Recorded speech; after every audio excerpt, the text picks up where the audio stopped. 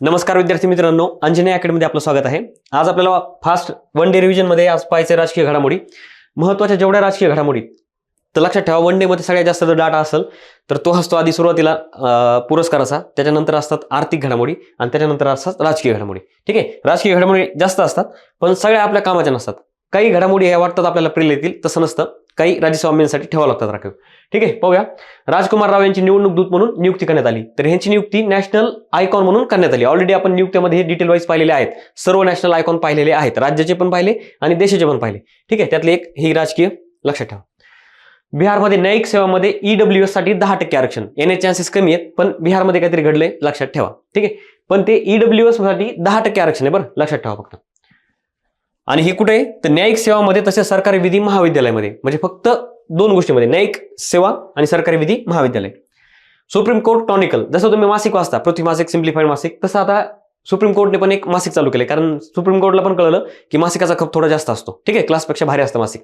Okay, तर मग त्यांनी पण चालू केलंय. तर हे मासिक वृत्तपत्र आहे, म्हणजे महिन्यामध्ये जेवढे निकाल वगैरे दिलेत, त्याची सर्व जजमेंट दिल्यात, ती सगळी माहिती ह्याच्यामध्ये देण्यात येईल. कारण आतापर्यंत भेटत नव्हती, मागितल्याशिवाय भेटत नव्हती माहिती, पण आता ते स्वतः उपलब्ध करून देणार. ठीक आहे, नाव लक्षात ठेवा, सुप्रीम कोर्ट क्रॉनिकल.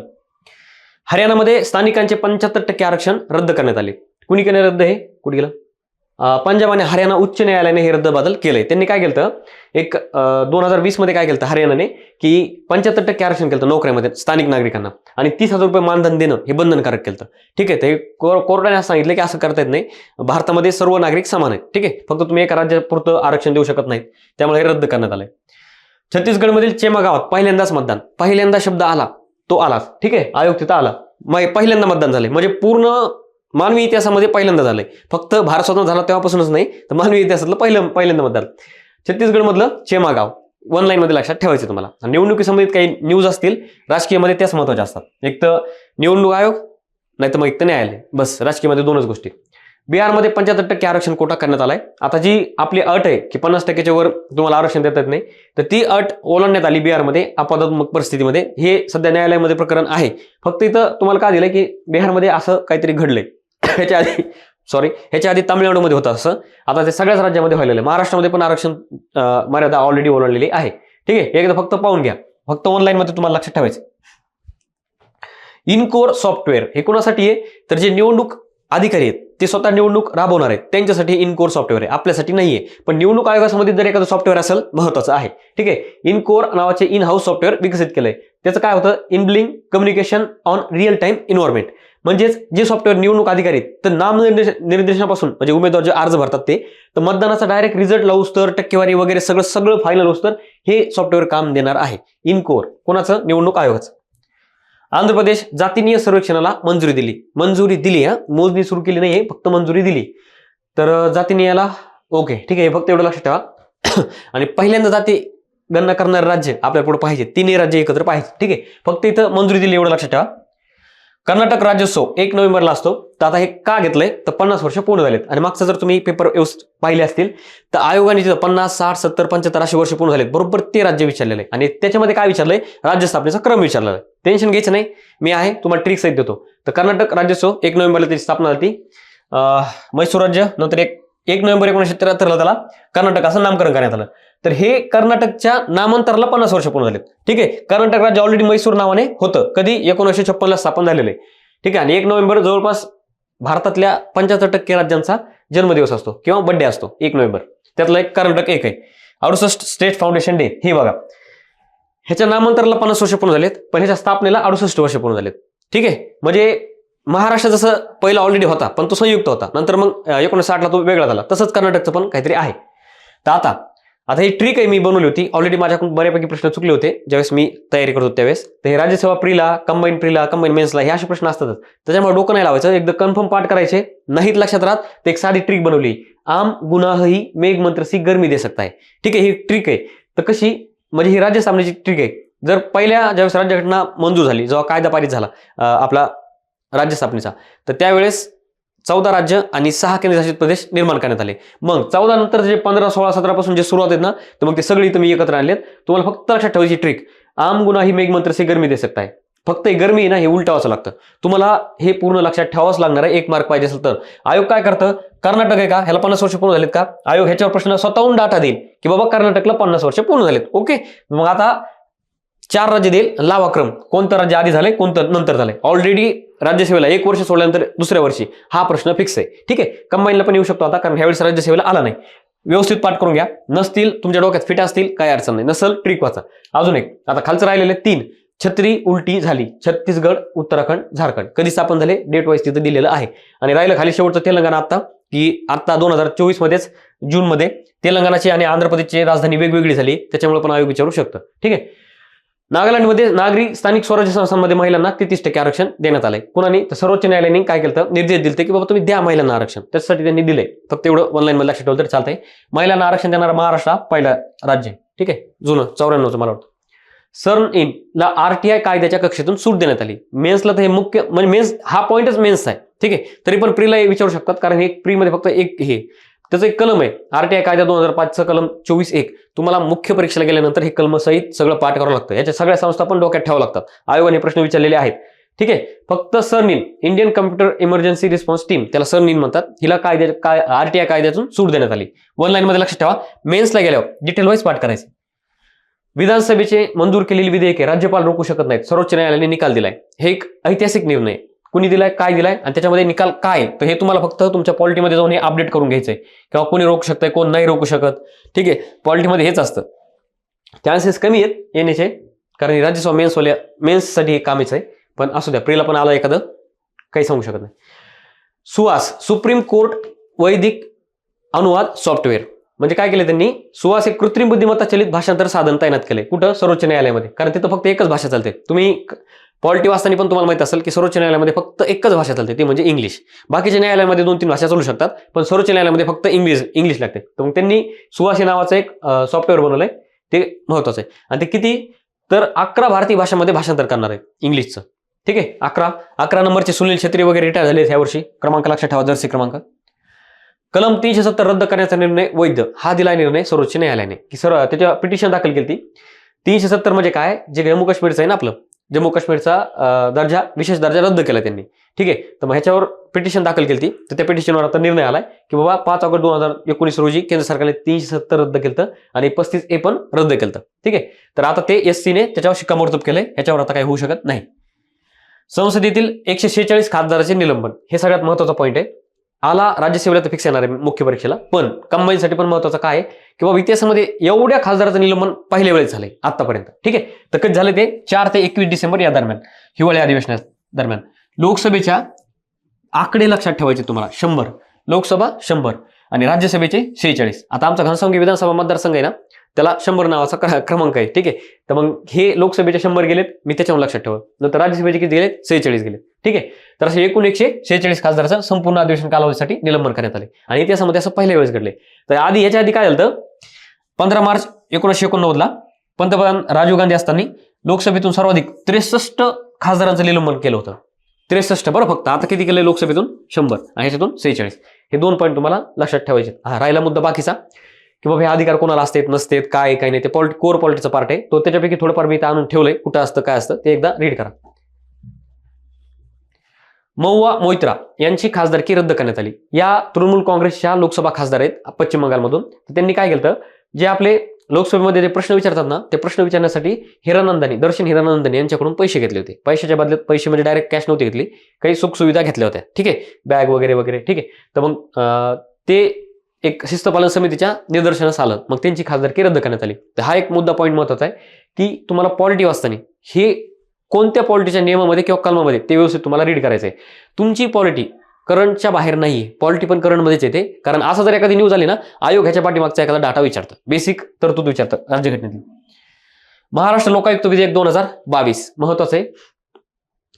तर आता पारित करण्यात आलंय. कधी आलं पारित करण्यात आलं, हे दोन्ही तारखा तुम्हाला लक्षात ठेवायच्या. राज्यसभा मेन्सवाल्यांचे कन्फर्म पाठ करणे तुम्हाला, नसल कंबाईनवाले आपले गोरगरीब जनता माझ्यासारखी. 15 डिसेंबर 2023 विधान परिषदेने मंजूर केलंय आणि विधानसभेने केलंय 22 डिसेंबर 2022. उलटे बरं, विधानसभेत नंतर मांडलंय, आधी विधान परिषदेत मांडलंय. ठीक आहे, 1971च्या लोकायुक्त कायद्याची जागा घेणारा हा नवीन कायदा घेणार आहे आणि हा असा कायदा करणारा महाराष्ट्र पहिला होता. ठीक आहे, असू द्या, त्यावेळेस ती न्यूज वेगळी आहे, ते सोडून द्या. फक्त इथं लक्षात ठेवायचं तुम्हाला. आणि लोकायुक्तांच्या कक्षेत मुख्यमंत्री आणि संपूर्ण मंत्रिमंडळ असणारे विधेयक मंजूर करणारे महाराष्ट्र हे देशातलं पहिलं राज्य ठरलंय. सगळ्यात महत्वाचा पॉईंट, आयोग कुठं पण काही पण विचारत नाही. आयोगाला काय पिसाळ कुत्र चावलेलं नाही. आयोग बरोबर तोच पॉईंट विचारतो जो काहीतरी हटके. ठीक आहे, आता हटके पॉईंट आहे का, त्याच्या मागचा काहीतरी इतिहास विचारायला आयोग पॉलिटीमध्ये.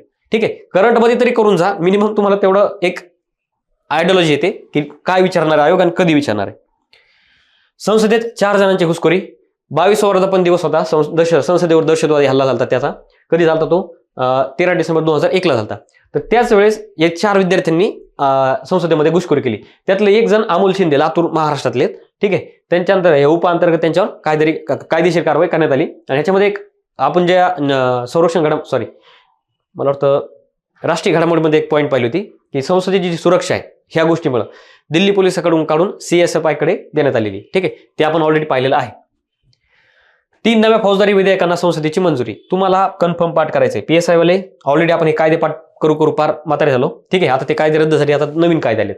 तर लोकसभेची मंजुरी तारीख महत्वाची 20 डिसेंबर 2023, राज्यसभेची मंजुरी 21 डिसेंबर 2023 आणि राष्ट्रपतींनी सही केली 25 डिसेंबर 2023. ठीक आहे, 3 तारखा, 3 कायदे, 3 कायद्याचे बदललेले नावं 3.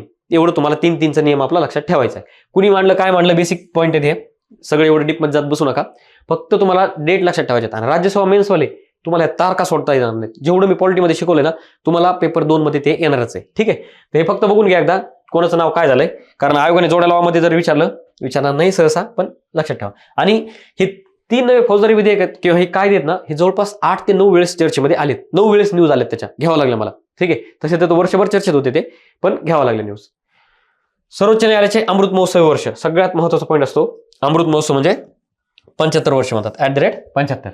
कधी 28 जानेवारी 2024 पंतप्रधान नरेंद्र मोदी यांनी भारत सर्वोच्च न्यायालयाच्या अमृत महोत्सव सोहळ्याचे उद्घाटन केले. उद्घाटक कोण आहेत? पंतप्रधान आहेत. बरं लक्षात ठेवा. तुम्ही म्हणाल राष्ट्रपती नाही, पंतप्रधानांचं उद्घाटन केले सोहळ्याचे. फोटोमध्ये तुम्ही पाहू शकता.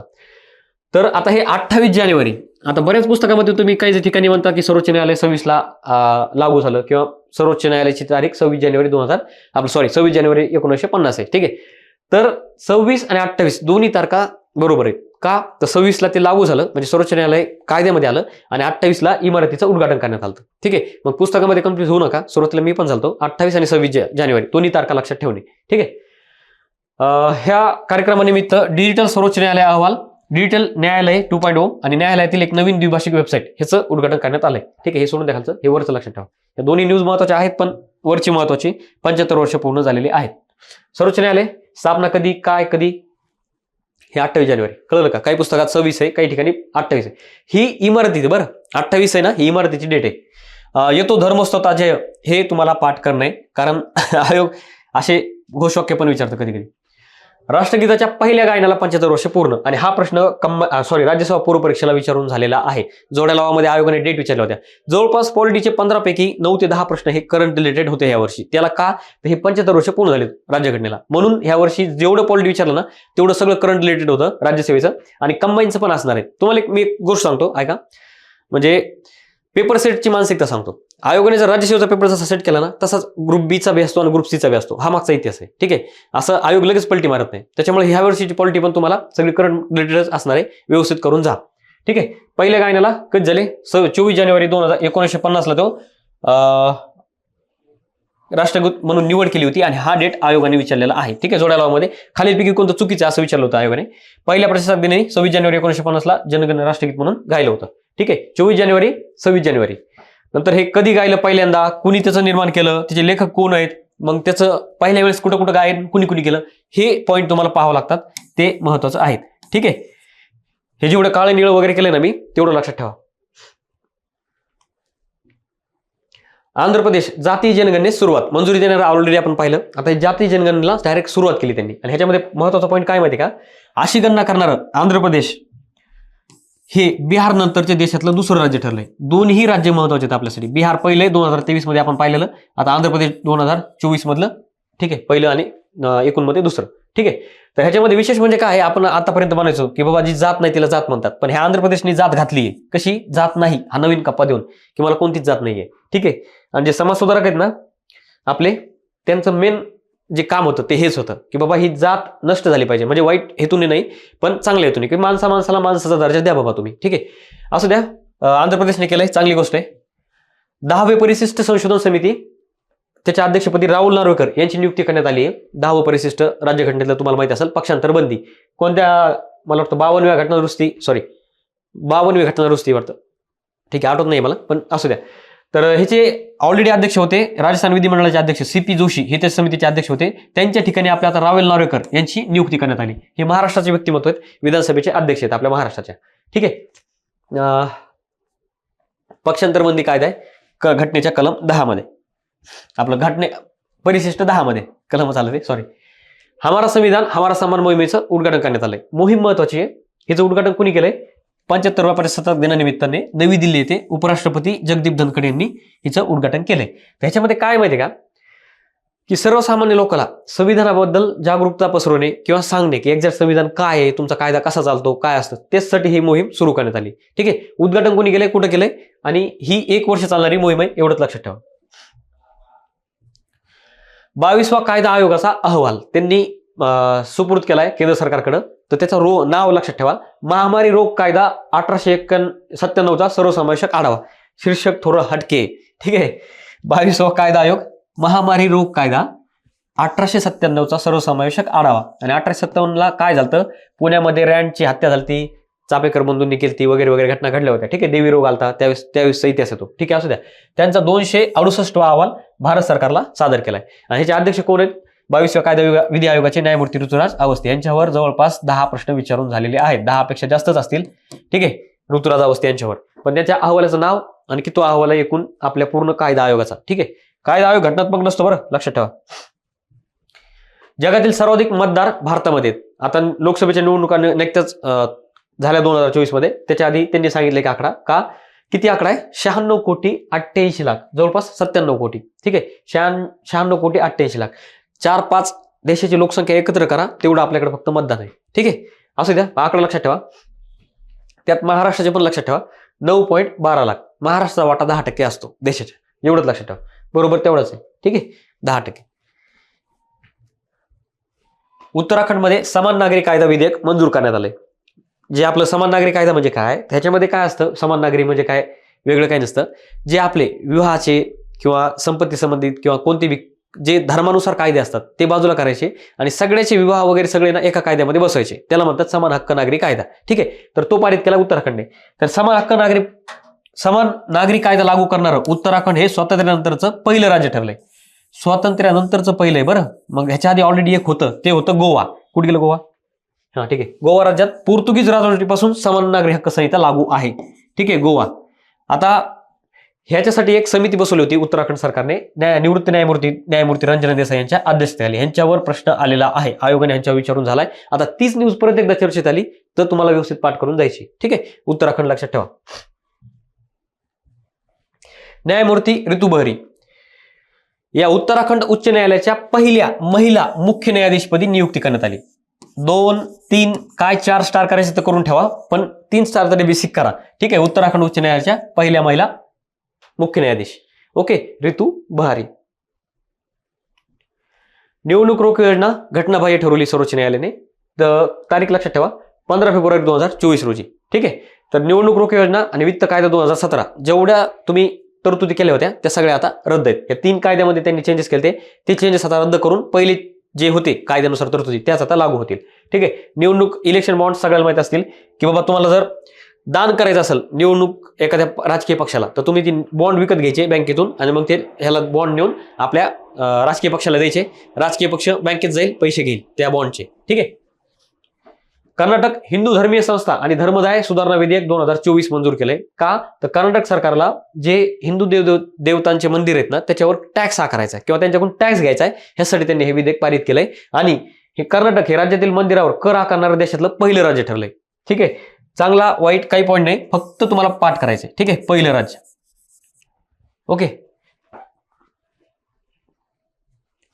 नागरिकत्व सुधारणा विधेयक CA अधिसूचना जारी करण्यात आली. आता कायद्याच्या काय प्रोसेस असतात, एक तर त्याला आधी 2 ठिकाणी मंजुरी घ्यावं लागते. लोकसभेत त्याला 9 डिसेंबर 2019 ला मंजुरी भेटली. राज्यसभेत 11 डिसेंबर 2019ला भेटली. राष्ट्रपतींनी स्वाक्षरी केली 12 डिसेंबर 2019ला. ह्याच्यानंतरची प्रोसेस असते की त्याची अधिसूचना काढावी लागते आणि तो अंमलात आलाय म्हणून एक डेट जाहीर करावी लागते. नाही तर मग राष्ट्रपती शेवटच्या दिवशी सांगतात आतापासूनच अंमलात आलाय. ठीक आहे, तर आता ह्याची अधिसूचना आता काढण्यात आली. आता 2019 पासून ते 2024 पर्यंत विचार करा, मध्ये 5 वर्ष थांबण्यात आलं. कधी काढली ती? 11 मार्च 2024ला. तर ह्याच्यामध्ये काय आहे की जे आपले शेजारचे देश आहेत 3, बांगलादेश, अफगाणिस्तान आणि पाकिस्तान, तर ह्याच्यातले जे 6 धार्मिक अल्पसंख्याक आहेत आपले नाही, त्या देशाचे हिंदू, जैन, ख्रिश्चन, बौद्ध, पारसी, शीख यांना भारताचे नागरिकत्व देण्यासंबंधित हे कायदा करण्यात आला. ठीक आहे, सिटिझनशिप अमेंडमेंट ऍक्ट. तुम्हाला तारखा लक्षात ठेवायच्या 5 वर्षानंतर पण ह्या तारखा तुम्हाला लक्षात ठेवणंच आहे. आता सीए काय काय सांगत तुम्हाला गरज नाहीये. ठीक आहे, काय होतं याच्यामध्ये, कसं असते काय नाही, हे तर तुम्ही एकदा वाचून घ्या. PB Shabd Prasar Bharati shared audio visual for broadcast and dissemination. ठीक आहे, अनुराग सिंग ठाकूर यांनी याचं उद्घाटन केलंय.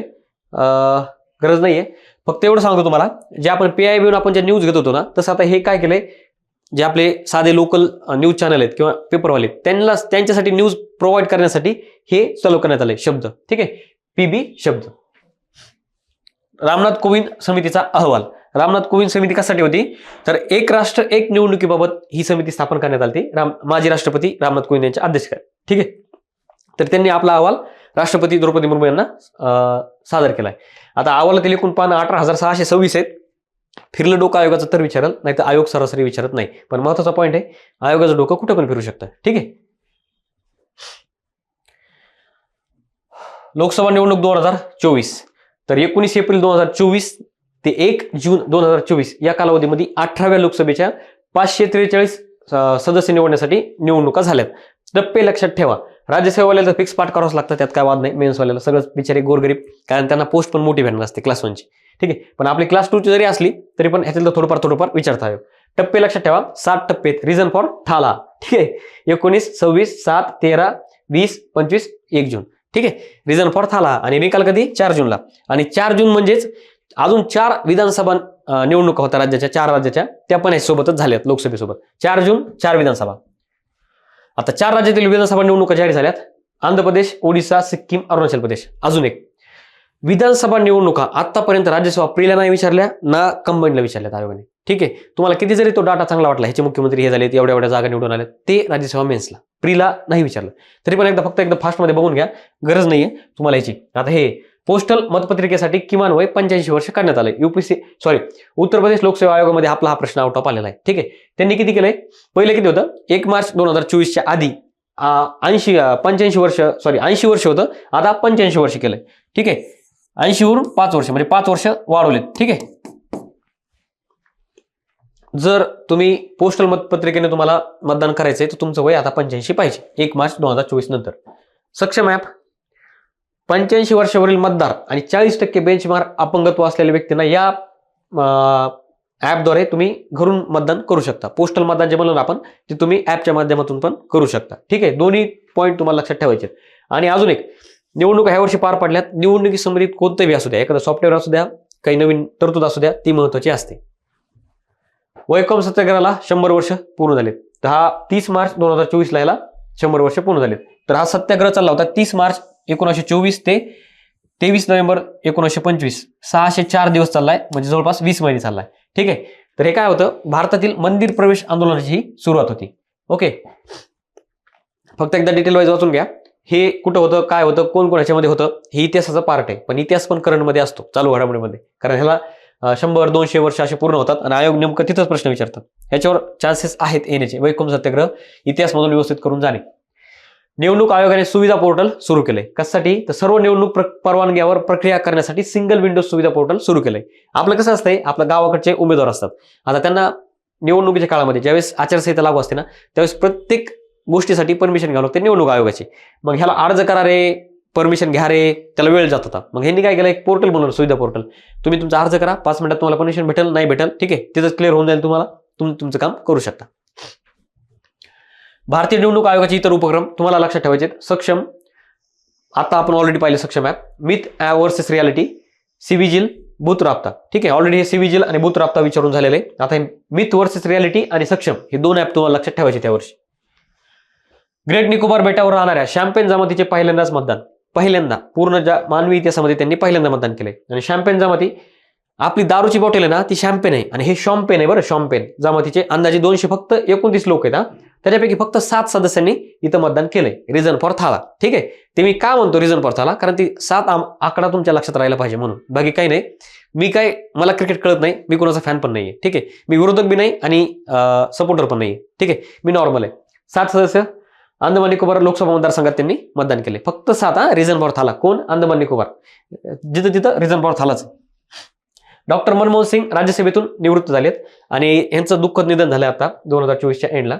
ठीक आहे, ते निधन वार्तेमध्ये आपण पाहणारच आहोत. पण एवढं लक्षात ठेवा, ह्यांच्यावर प्रश्न येणार म्हणजे येणार.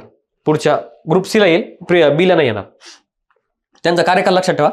आरबीआयचे गव्हर्नर 82 ते 95, केंद्रीय अर्थमंत्री 91 ते 96 आणि पंतप्रधान 2004 ते 2014. हे ऑलरेडी आपल्या इकॉनॉमिक्स पॉलिटीमध्ये यांचे जे कार्यकाल आहे ना तो ऑलरेडी आपण वाचलेला असतो. ठीक आहे, तर ते आता रिटायर झालेत. एकूण 33 वर्ष होते ते राज्यसभेवर, 6 वेळा राज्यसभेत सदस्य होते. आता त्यांच्या जागेवर सोनिया गांधी यांची नियुक्ती करण्यात आलेली. ठीक आहे, राजीव गांधी हत्येतील तिघे श्रीलंकेमध्ये मायदेशी परतलेत. राजीव गांधी यांची हत्या करण्यात आली 21 मे 1991 ला. ठीक आहे, प्लास्टिकचा बॉम्ब वापरून. त्याच्यामध्ये व्ही मुरुगन उर्फ श्रीहरन, एस जयकुमार आणि बी रॉबर्ट पायस या 3 जणांना श्रीलंकेमध्ये वापस सोडले. ठीक आहे, भारतातील राष्ट्रीय पक्ष सगळ्यात महत्वाचा आहे. ऑनलाईन मधला प्रश्न आहे, तुम्हाला हा पोस्ट भेटेपर्यंत तुम्हाला हे फिक्स पाठ पाहिजे. राजकीय घडामोडी म्हणलं की आधी हे राजकीय पक्ष तुम्हाला पाठ पाहिजे. ठीक आहे, सिक्कीम उच्च न्यायालयात महिला कर्मचाऱ्यांसाठी मासिक पाळी रजा धोरण लागू करण्यात आले.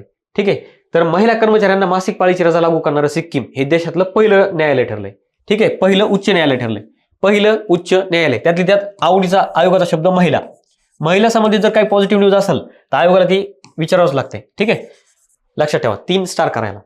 आणि विशेष म्हणजे 9 अधिकारी तिथं आणि त्याच्यामध्ये फक्त 1 महिला अधिकारी, त्यांच्यासाठी हे धोरण राबवण्यात आले. सिक्कीम उच्च न्यायालय. 18वी लोकसभा निवडणूक 2024. त्याच्यामध्ये लक्षात ठेवायचं काय तुम्हाला, निवडणूक म्हणजे 60 टप्पे 43 दिवस 18वी लोकसभा. ठीक आहे, निकाल लागला 4 जूनला आणि ह्याच्यामध्ये जिंकलेला पक्ष आहे बीजेपी. जागा किती? 240 जागा आहेत. टक्केवारी लक्षात नाही ठेवली तरी चालतंय. भारतीय राष्ट्रीय काँग्रेस 99 जागा आहेत. समाजवादी पक्ष 37. पहिले 3 पक्ष तरी तुम्हाला पाठ पाहिजेत, खालचे नाही ठेवले तरी चालतंय. राज्यसेवा मेन्सवाल्यांनी सगळं डिटेल वाईज पाठ करून ठेवणे, तुम्हाला मेन्सलाही परत काम येणारच आहे. ठीक आहे, तुम्हाला जेवढी मोठी पोस्ट तेवढीच एमपीएससी मध्ये पाठांतर मोठं, जेवढी छोटी पोस्ट पाठांतर छोटं. ठीक आहे, पाठांतराचा खेळ, बाकी काही नाही.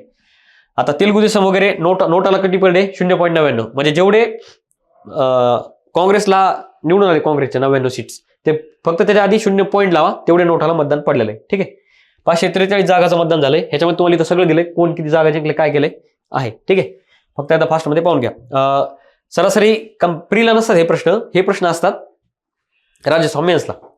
महाराष्ट्रातील पक्षाने या जागा, आता महाराष्ट्रातले म्हणून आपल्याला पाहायचंय. भारतीय राष्ट्रीय काँग्रेसने सगळ्यात जास्त जिंकल्या 13, भारतीय जनता पक्षाने 9 जिंकल्या, शिवसेना उद्धव बाळासाहेब ठाकरे गट 9 जागा जिंकल्यात, राष्ट्रवादी काँग्रेस पार्टी शरदचंद्र पवार गट 8 जागा जिंकल्यात, शिवसेनेने म्हणजे जे आपले मुख्यमंत्री होते त्यांनी 7, राष्ट्रवादी काँग्रेस पार्टीने 1.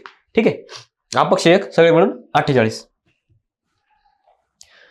नरेंद्र मोदी यांनी 3ऱ्यांदा शपथ घेतली आहे पंतप्रधान पदाची आणि त्यांनी आपल्या जवाहरलाल नेहरू यांच्या विक्रमाची बरोबरी केली 3ऱ्या वेळेस पंतप्रधान होण्याची. ठीक आहे, शपथ कधी घेतली तारीख लक्षात ठेवा, 9 जून 2024 ला त्यांनी शपथ घेतली. त्यांच्यासोबत एकूण 72 मंत्र्यांनी मंत्रिपदाची शपथ घेतली पंतप्रधानांसहित.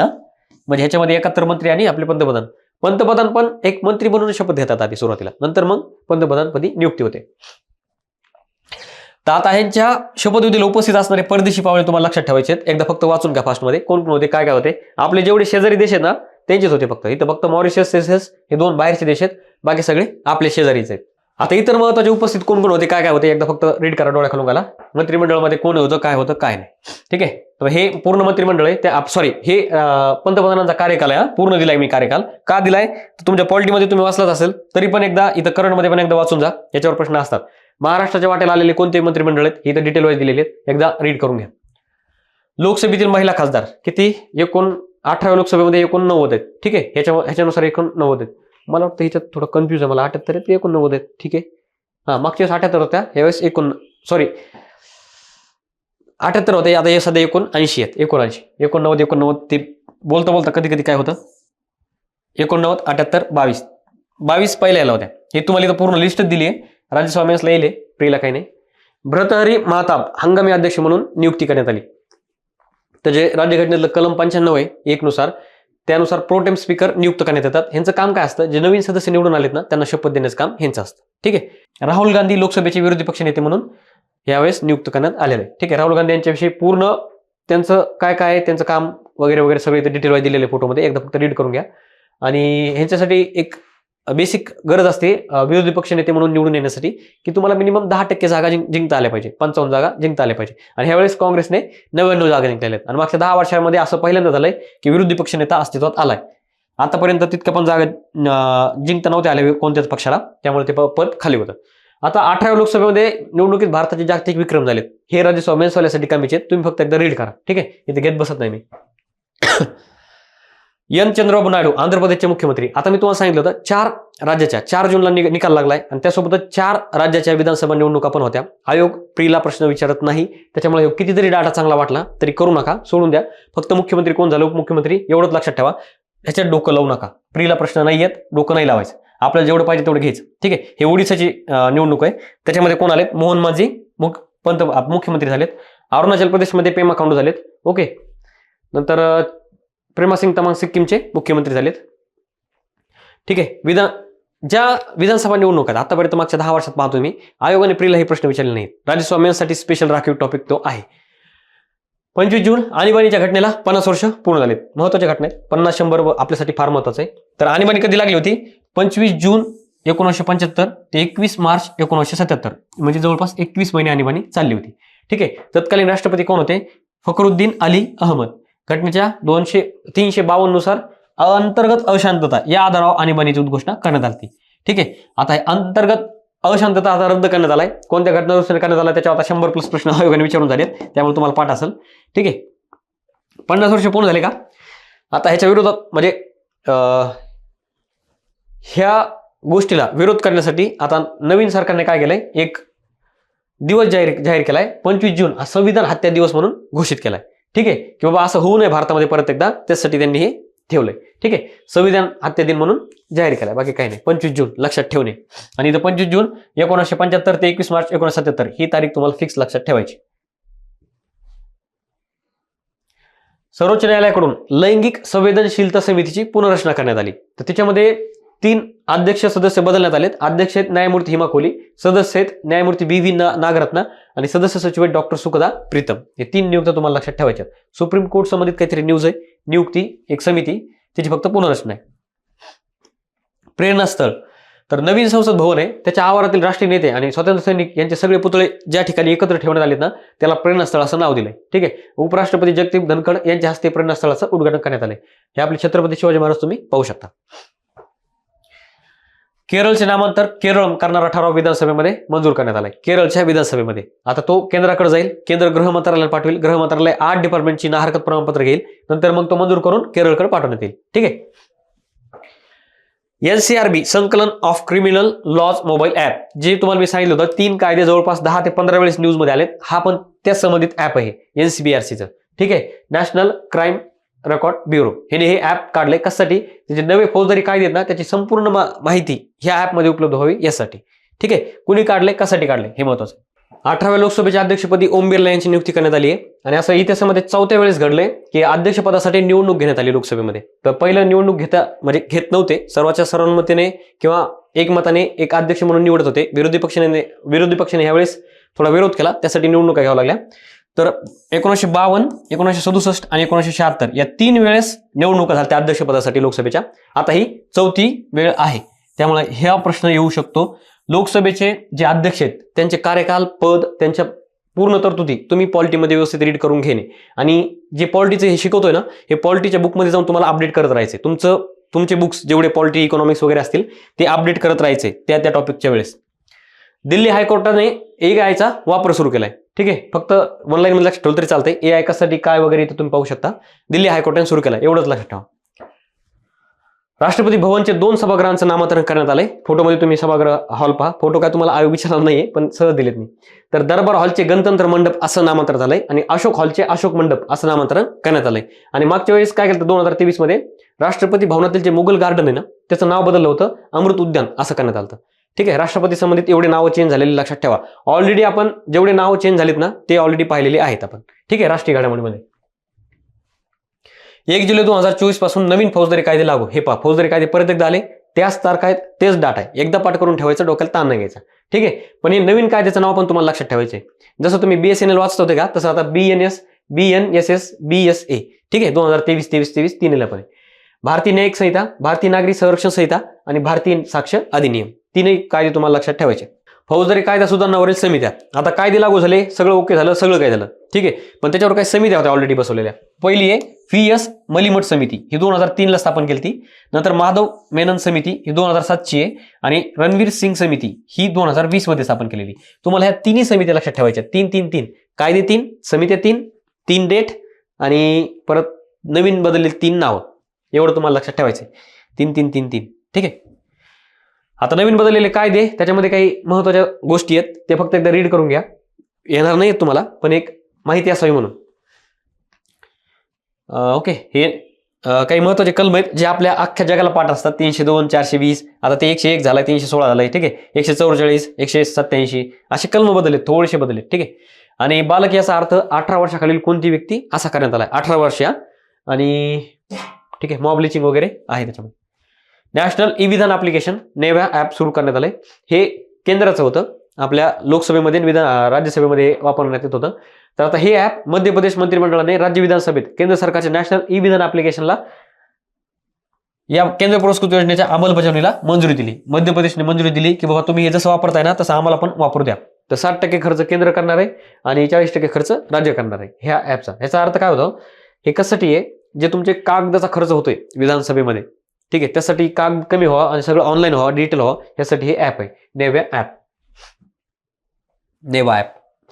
भारतातील पहिल्या डिजिटल न्यायालयाचे उद्घाटन करण्यात आले. भारतातले पहिले डिजिटल न्यायालय. ठीक आहे, तर ह्याचं उद्घाटन करण्यात आलंय कोल्लम, केरळ येतं. ठीक आहे, आणि कशासाठी हे न्यायालय, तर चेक बाउन्सची प्रकरणं हाताळण्यासाठी 24/7 ऑन कोर्ट ही नावाचं कोर्ट उद्घाटन करण्यात आलंय. कोणी केलंय, सर्वोच्च न्यायालयाचे न्यायाधीश भूषण रामकृष्ण गवळी यांच्या हस्ते याचं उद्घाटन करण्यात आलंय.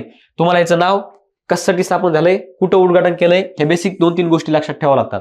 कारण आयोगाचं असं काही हे नसतं फिक्स प्रश्न, इथे येईल, ते आयोगालाच माहित कुठे येईल, आणि आयोगाला पण माहित नसतं कोणता प्रश्न येणार आहे. पेपर सेटरला माहित असतो आणि पेपर सेटरला पण माहित नसतं की माझा प्रश्न येणार आहे म्हणून. ठीक आहे, कोणालाच माहित नाही. जोपर्यंत पेपर होत नाही तोपर्यंत कोणालाच काय माहित नसतं. ठीक आहे, भारतातील पहिले संविधान संग्रहालय उभारण्यात आलंय 26 नोव्हेंबर 2024ला. कुठं, सोनीपत, हरियाणा येतं. विद्यापीठाच्या संकुलात. कोणतं विद्यापीठ आहे इथून फोटोमध्ये पाहू शकता. आणि त्याचं नाव काय, the constitution academy and the rights freedom museum. आणि म्युझियमची स्पेलिंग तुम्हाला 1000 वेळा विचारून झाली मेन्सला, तर हे लक्षात कसं ठेवायचं हे पण सांगितलं होतं. मुसे यू वेगळं करायचं, SE वेगळं आणि करायचं. ठीक आहे, मुसे घोरतानी करतात लोक. तर हे OP जिंदाल युनिव्हर्सिटीमध्ये उभारण्यात आले. जोसेफ फ्रान्सिस परेरा, जे गोव्याचे मुख्यमंत्री ना प्रमोद सावंत यांनी पाकिस्तानी ख्रिश्चन व्यक्ती जोसेफ फ्रान्सिस परेरा यांना भारतीय नागरिकत्व प्रदान केलंय. कोणत्या कायद्याअंतर्गत, CAA अंतर्गत. आता अधिसूचना लागू झाली, लगेच प्रदान करण्यात आलं. तर हे गोव्याचे पहिले रहिवासी ठरलेत ज्यांनी ह्या कायद्याचा लाभ घेतलाय. ठीक आहे, फक्त गोव्याच्या, भारताचे नाही. Joseph Francis Pereira. हिमाचल प्रदेशमध्ये महिलांच्या विवाहाचे किमान वय 21 वर्ष करण्यात आले. तर आता हे कायदा करण्यात आला, त्यांनी कायदा वगैरे सगळं विधेयक मंजूर केलं, सगळं झालं. पण तर आता ह्याला राष्ट्रपती संमती मिळणं आवश्यक आहे. असं करणार हिमाचल प्रदेश राज्य. लक्षात ठेवा. अजून एक जो आपला बालविवाह प्रतिबंधक कायदा आहे ना 2006चा, त्याचं पण एक विधेयकामध्ये लोकसभेमध्ये पारित करण्यात आलं की विवाहाचं वय 21 वर्ष करायचं होतं मुलींच्या. मुलांचं तर 21 वर्ष आहेच, मुलं 18 वर्षावरून 21 वर्ष करायचं होतं. पण एक सांगतो, आताची जी विधानसभा विसर्जित झाली पाठीमागची, त्यासोबतच हे विधेयक पण विसर्जित झालंय. आता मुलीचं वय 18 वर्ष आहे सध्या जर कोणाला लग्न करायचं असेल तर 18 वर्षाचं आहे. ठीक आहे, तुम्ही करंटमध्ये अर्धवट वाचता, पूर्ण हे होत नाही, त्यासाठी मी फक्त तुम्हाला आठवण करून दिली की मुलीचं वय ते विधेयक विगत झाल्यामुळे 18 वर्षावरच राहिलेलं आहे. ठीक आहे, त्यासाठीच आता हिमाचल प्रदेशने हा कायदा पारित केलाय. अनुसूचित जातींमध्ये उपवर्गीकरणाचा राज्यांना अधिकार. सगळ्यात महत्वाचा निर्णय हा. ज्या अनुसूचित जाती आहेत ना त्यांच्यासाठी फक्त 1 ऑगस्ट 2024ला हा निर्णय दिलाय सर्वोच्च न्यायालयाने. त्यांनी काय सांगितलंय, ज्या अनुसूचित जाती आहेत, ठीक आहे, तर त्याच्यामध्ये पण बऱ्याच जाती, म्हणजे एक जात नाहीये, बऱ्यापैकी जाती, तर त्याच्यामध्ये पण काही जाती प्रगत आहेत, काही जाती अजून पण खालीच आहेत. ठीक आहे, तर मग त्यांना वरी आणण्यासाठी मग तुम्ही काय करा, राज्याला अधिकार द्या, राज्याला अधिकार सोपवा, केंद्राला सांगितलं त्यांना अधिकार द्या आणि त्यांच्या पद्धतीनुसार त्यांना ठरवू द्या कोणती जात अजून म्हणजे मागासलेली किंवा अजून त्यांना मदतीची गरज आहे. ठीक आहे, ह्याच्यामध्ये पण तुम्ही उपवर्गीकरण करा. ठीक आहे, असा राज्याला अधिकार देण्यात आलाय. तर 6-1 अशा बहुमताने हा निर्णय घेण्यात आलाय आणि ह्याच्यानुसार अनुसूचित जातीचं वर्गीकरण करण्यासाठी मग प्रत्येक राज्याने हालचाली चालू केल्या. पहिले 2-3 राज्य आपल्याला पुढे पाहायचे. ठीक आहे, फक्त ही तारीख लक्षात ठेवा, 1 ऑगस्ट 2024. नवीन संसदीय समितीची स्थापना हे 1 वर्षासाठी असतात. त्यातल्या 3 समित्या सगळ्यात महत्त्वाच्या असतात. एक आहे लोकलेखा समिती, तिचे अध्यक्ष बनलेत के.सी. वेणुगोपाल, हे काँग्रेसचे आहेत. नंतर अंदाज समिती संजय जयस्वाल, हे भाजपचे आहेत. आणि सार्वजनिक उपक्रम समिती बैजयंत पांडा, हे भाजपचे आहेत. या 3 समित्या सगळ्यात महत्त्वाच्या असतात. ठीक आहे, ह्याच्यावर आयोगाने 1000 वेळेस प्रश्न विचारून झालेत. तुम्हाला 3 समित्या पाठ करायच्या. ओके, बाकीचे तुम्ही नाही लक्षात ठेवलं तरी चालतंय. इतर मागासवर्गीय कल्याण समिती गणेश सिंग भाजप आणि SC/ST कल्याण समिती फग्गन सिंग गुलस्ते, हे भाजप आहेत. हे एक महत्त्वाची SC/ST. 4 समित्या पाठ करा. वफ विधेयकासाठी संयुक्त संसदीय समितीची स्थापना करण्यात आली. तर आता केंद्र सरकारने काय केलं, जे आपले अल्पसंख्याक व्यवहार मंत्री किरण रिजिजू यांनी वफ दुरुस्ती विधेयक 2024 लोकसभेमध्ये मांडलं होतं. त्याच्यावर थोडा वाद झाला. मग त्याच्यानुसार काय ठरलं की ह्या वफ कायदा 1995 मध्ये सुधारणा करायच्यात ना, तर त्या सर्व संमतीने करू, आपण सगळे एकदा बसू आणि विचार करू त्याच्यावर कोणत्या तरतुदी ठेवायच्यात, कोणत्या काढायच्यात. त्यासाठी मग काय केलं त्यांनी, त्या बैठकीमध्ये पण कुणी कुणाचं ऐकत नसतं ज्यावेळेस एखादी बैठक असते, पण जर कुणी त्याचा अध्यक्ष असेल ना तर ऐकतात. तर मग त्यासाठी अध्यक्षपदी त्यांनी जगदंबिका पाल यांची नियुक्ती केली. ह्या संसदीय समितीच्या अध्यक्षपदी, संयुक्त संसदीय समितीच्या अध्यक्षपदी यांची नियुक्ती करण्यात आली. ठीक आहे, ह्याच्यामध्ये लोकसभेचे 21 मेंबर असतील आणि राज्यसभेचे 10 असतील. मग आता ते ठरवतील काय तरतूद ठेवायच्यात, काय काढायच्यात वगैरे वगैरे. ठीक आहे, फक्त जगदंबिका पाल ही तर नाव लक्षात ठेवणे. वफ कायदा 1995चा आहे. ई साक्ष, ई समन्स आणि न्याय श्रुती आणि न्याय सेतू ह्या 3 ऍपचं अनावरण करण्यात आलंय. कशासाठी, जे आपले कायदे नवीन 3 फौजदारी कायदे लागू झालेत ना, त्यांच्यासाठी पूर्ण माहिती म्हणजे ते त्या कायद्यामध्ये असेल आणि त्यांची 3 कायद्याचं काम व्यवस्थित सुरळीत पार पाडावं यासाठी ह्या ऍपची निर्मिती करण्यात आली.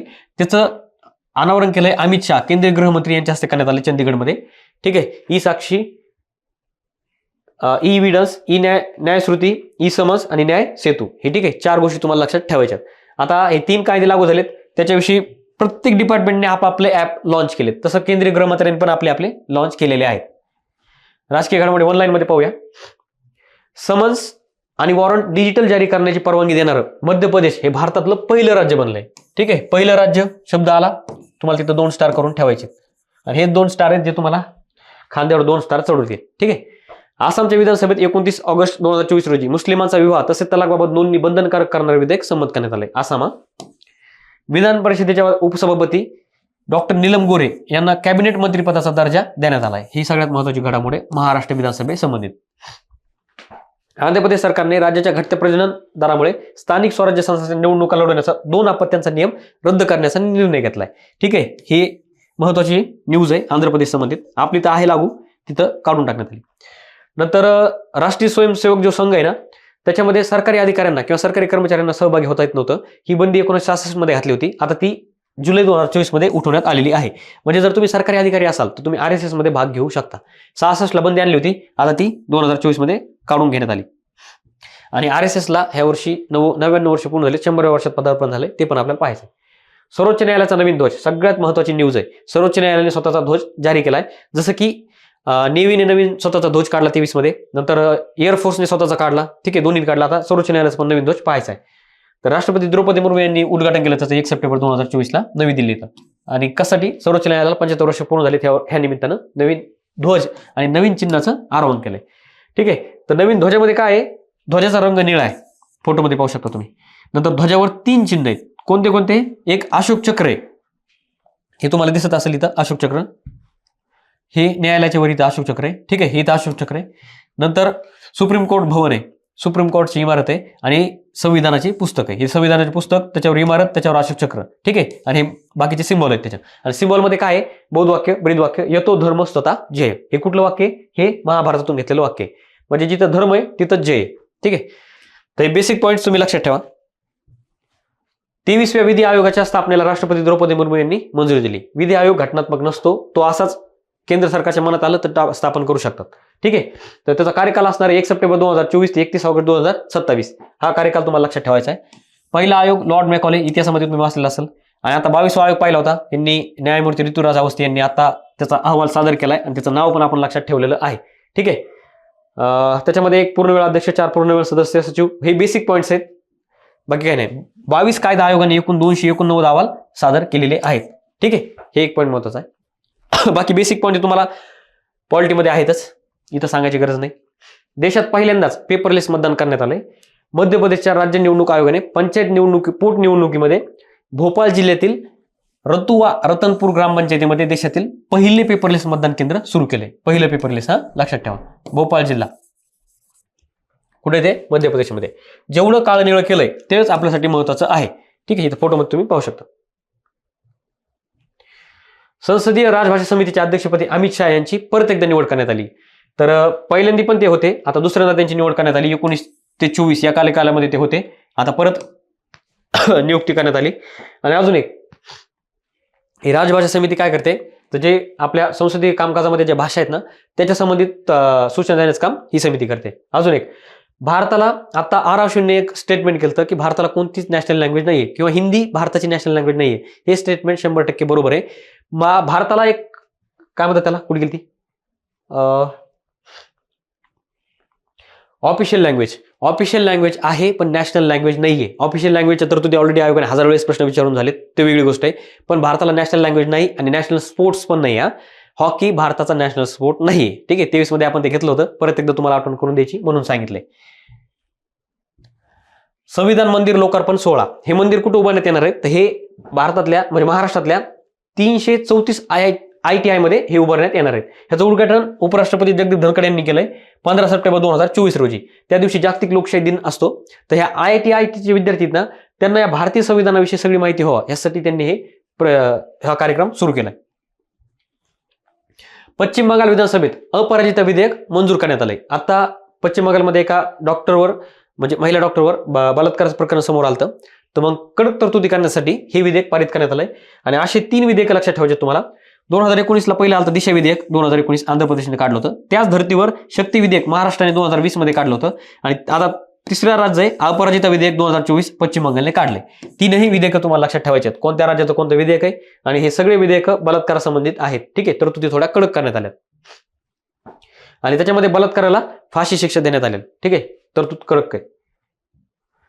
एक देश एक निवडणूक प्रस्तावाला सर्वमतानं मंजुरी दिली. कोणी दिली? केंद्रीय मंत्रिमंडळानं. ठीक आहे. तर ह्याच्यामध्ये काही समिती आहेत, 3 समिती आहेत एक देश एक निवडणुकीसाठी. हे मागचे आहेत. 99 ला न्यायमूर्ती BP जीवन यांची समिती होती. नंतर सुदर्शन नचिअप्पा यांची पण समिती होती 2015 ला. आता रामनाथ कोविंद यांची समिती, त्यांनी अहवाल दिलाय ना आता सध्या, त्याला आता सर्वमताने मंजुरी देण्यात आली. ठीक आहे. या 3 समित्या आता मंजुरी देण्यात आली. आणि आतापर्यंत फक्त 4 निवडणुका आहेत ज्या एकत्र करण्यात आल्या, म्हणजे विधानसभेची आणि आपली लोकसभेची दोन्ही निवडणुका सोबत घ्यायच्या. ठीक आहे. जसं आता पाहिलं होतं आपण विधानसभा आणि लोकसभा आणि 4 विधानसभेच्या निवडणुका एकत्र घेतल्या, तसं पूर्ण भारताचं करायचं. एक देश एक निवडणूक ही समिती महत्वाची आहे, सध्या चर्चेत आहे, 2-3 वेळेस न्यूजमध्ये आली, एकदा व्यवस्थित नीट करून घ्या. 4थी अखिल भारतीय राजभाषा परिषद 2024, तर हिचं ठिकाण आहे नवी दिल्ली. आयोजन राजभाषा विभागातर्फे. अजून एक, हिंदीला राजभाषा म्हणून 75 वर्ष पूर्ण झाल्याबद्दल राजभाषा विभागाकडून ही परिषद आयोजित करण्यात आली होती. ठीक आहे. आता इथं लक्षात ठेवा, राजभाषा ही ऑफिशियल लँग्वेज आहे. ऑफिशियल लँग्वेज भारताच्या 3 आहेत. एक इंग्लिश, दुसरी हिंदी, तिसरी तुमच्या राज्याची तुमची भाषा राज्यामध्ये. ठीक आहे. हे ऑफिशियल लँग्वेज झाले. ठीक आहे. पण नॅशनल लँग्वेज नाहीये. आयोग तुम्हाला इथं फक्त एक राजभाषा काढून टाकेल आणि नॅशनल लँग्वेज देईल, फक्त इथं चुकला आयोग तुम्हाला. आमच्या ग्रुप C मेन्सला मागच्या 2023च्या पेपर काढा, त्याच्यामध्ये प्रश्न आयोगाने तसा विचारलेला आहे, फिरून विचारला आयोगाने. इथं नॅशनल दिलंय, त्याच्यामुळे सगळे चुकलेत. मी पण स्वतः चुकलेलो आहे. ऑलरेडी माझ्याकडे सगळ्या ट्रिक आहेत त्याच्या भाषेच्या, तरी पण मी चुकले. ठीक आहे. असू द्या. जिल्हा न्यायपालिका राष्ट्रीय परिषद 2024, तर 31 ऑगस्ट ते 1 सप्टेंबर 2024 दरम्यान आयोजित करण्यात आली. भारत मंडपम नवी दिल्ली येथे. उद्घाटक नरेंद्र मोदी होते आणि परिषदेचे अध्यक्ष होते सरन्यायाधीश धनंजय चंद्रचूड. ओके. आयोजक वगैरे वगैरे काय. ठीक आहे.